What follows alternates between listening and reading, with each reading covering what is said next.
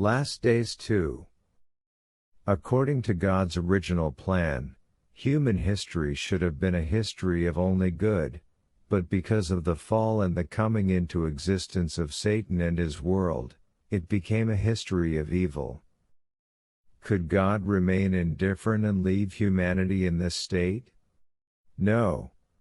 Through his work of salvation, God definitely wants to fulfill what he originally set out to do, his ideal of creation, as stated by him in Isaiah 46:11.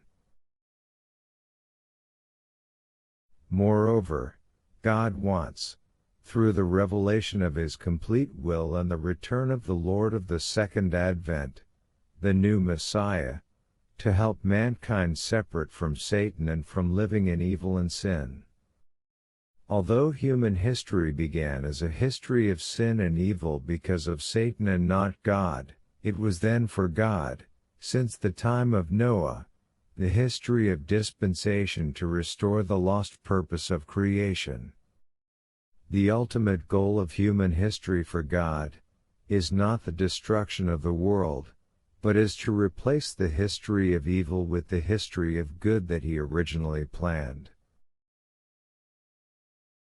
The last days are therefore the time when the world of evil under Satan's sovereignty is finally transformed into the ideal world under God's sovereignty. The last days are the time when the fallen world, that is, hell on earth, is transformed into the kingdom of heaven on earth, the place where the purpose of creation is fulfilled. If God were to literally destroy the world, as so many religious people and groups believe, and permanently condemn to hell his children, even the most wicked, it would still be a God who has not realized his ideal and, indirectly, would decree the victory of Satan, in having succeeded in not having God realize his ideal, perfect world and humanity. The destruction of the world therefore will not literally happen, which is why God sent Jesus, and there has already been the return of a second Messiah. Many have lived in dread of the last days, thinking it would be a time of supernatural calamities. Instead, contrary to what they have believed, it will not be a time of calamity.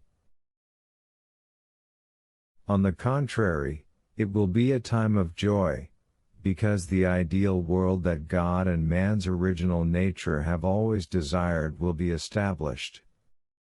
The last days are the time when the history of evil and the false rule of Satan will end.